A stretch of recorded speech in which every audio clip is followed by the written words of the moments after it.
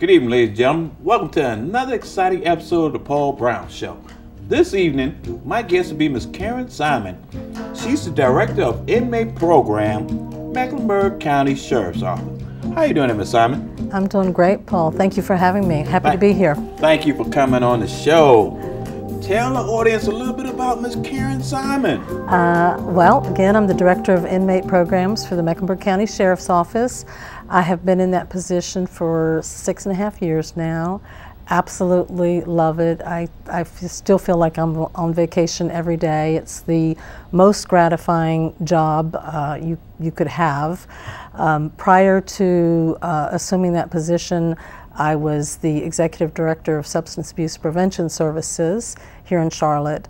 And then before that, I was the Director of the Mecklenburg County Drug Treatment Court Program. So coming into this position with Inmate Programs was an opportunity for me to bring my experience in substance abuse treatment and rehabilitation, along with a focus on prevention as well, into the criminal justice system through the Sheriff's Office. Tell us a little bit about Sheriff Bailey's commitment to rehabilitation.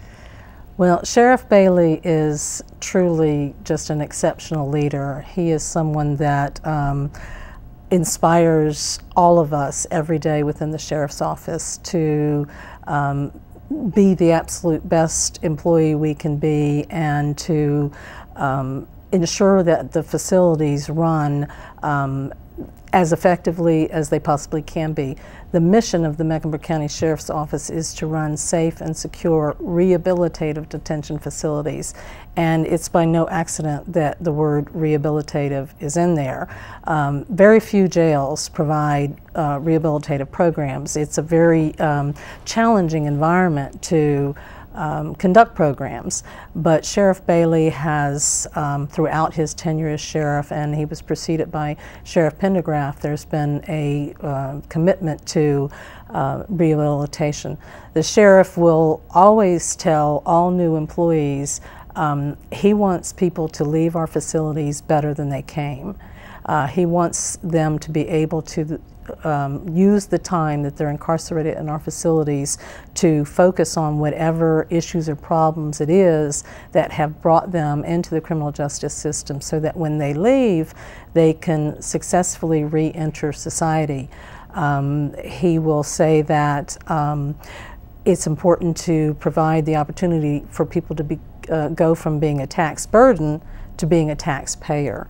And that's the focus of the programs we provide. He lastly, which I think is representative truly of who he is, our motto is building character and not jails. And you mentioned before we started that we were looking at, Mecklenburg County was looking at building another jail. When I started as the Mecklenburg County Director of Inmate Programs, we had an inmate population of almost 3,000 people on a daily basis.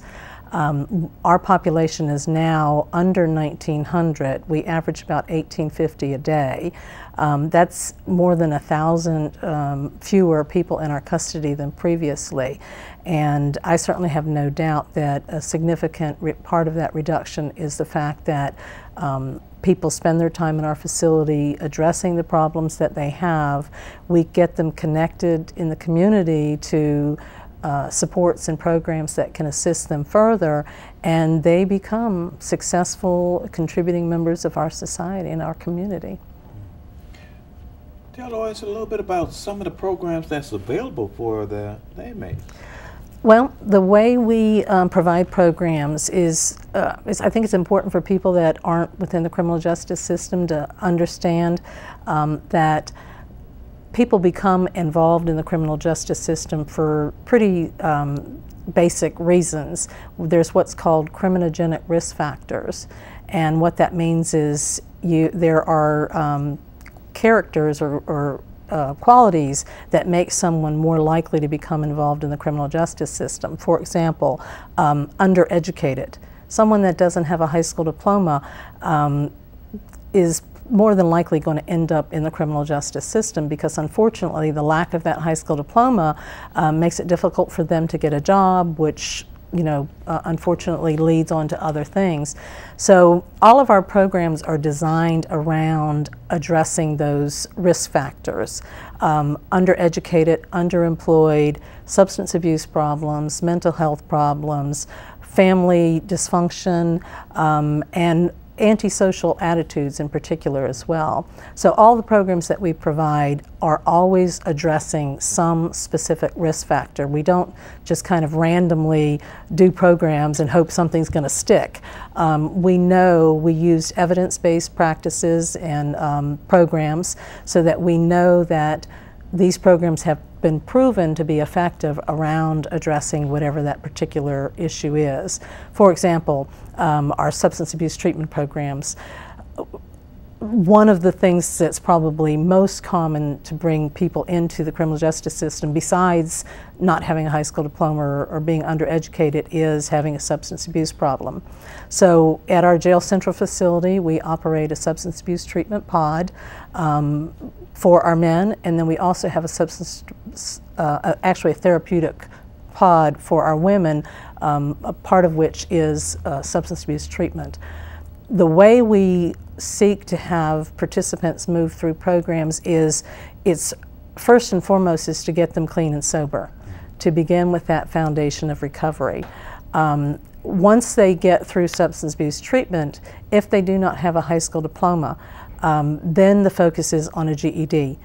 We actually, as well, youth who are under the age of 24, if they were a CMS student and if they are several credits away from actually earning their high school diploma, we will work with those adult inmates to help them earn that high school diploma. At Jail North, our youth, our 16 and 17-year-olds, we operate our own high school. So within the facilities, depending on the age, someone can either earn their high school diploma. We actually had 2 of our kids graduate in custody about a week ago. If they aren't at that point of being able to earn that high school diploma, we will move them into a GED program. Once they get address those 2 most significant challenges, again the substance abuse and the GED, that high school diploma, we then move them on into other life domains, life skills, parenting classes, domestic violence education, anger management, interpersonal skills, so that we begin to help them address those soft skills that have caused them problems that similarly have brought them into the criminal justice system. So we provide a comprehensive array of programs and services to get people at a foundational level, and then once all of that is in place, we focus on reentry, where we're focusing on teaching them actually hard skills around a trade, as well as those other soft skills: employment readiness, employment retention, how do you do a job interview. Our goal really is that everyone that comes into our programs, our goal is to have them, upon release from our facility, is either training ready, if they're in the position to continue into some kind of type training program so that they can get a living wage. If they have to go into employment, we want them employment ready with a skill, or actually either employed. We work with our work release programs so that we can, if someone goes through programs and the training programs and so forth, and if they're eligible to go to work release, they can actually go to work release while they're still in our custody, be employed, and begin to start saving money and everything else to prepare them for release back into the community. With all the outstanding programs that you have, what's the process for someone to get involved into the program? What's the steps? Well, actually, when someone enters the facilities, whether it's out at Jail North or at Jail Central, and again, Jail North is our minimum medium security facility. It was designed to be a program facility.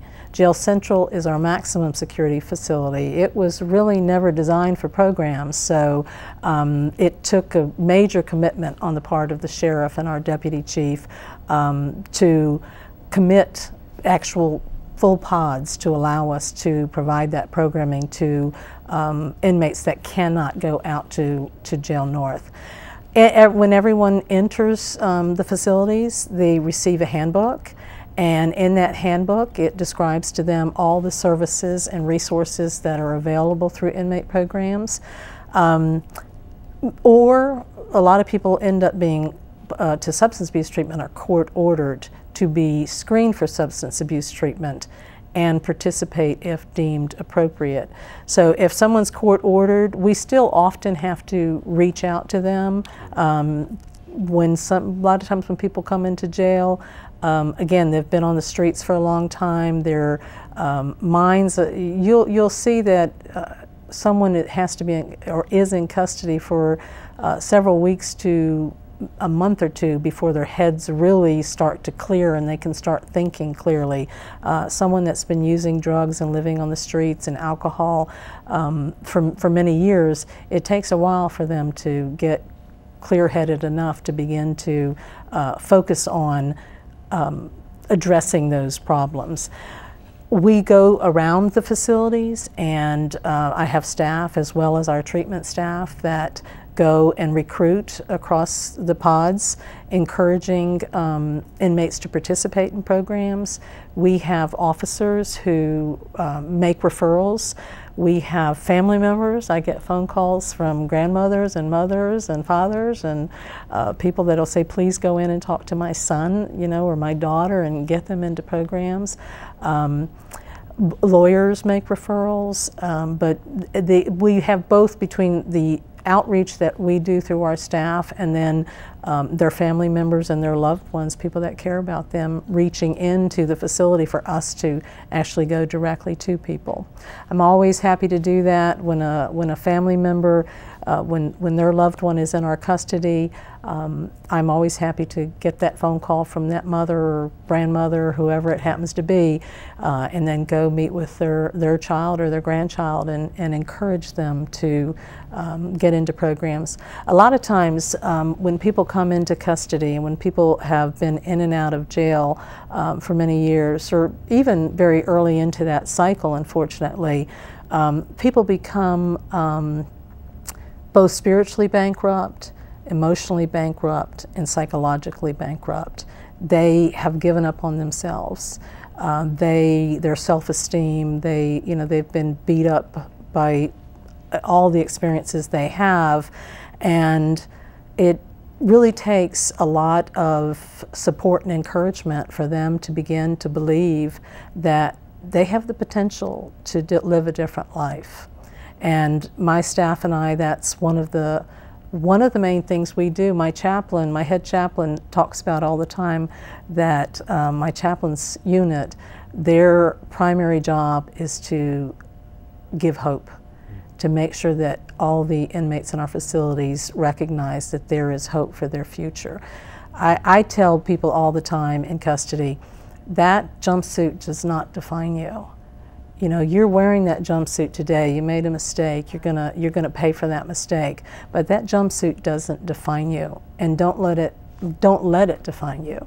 You have the potential and the ability to decide what you want your future to be, and we are constantly encouraging them to see that within themselves and then take advantage of the programs that we provide so that they can, people are transformed. It's amazing to see the transformation.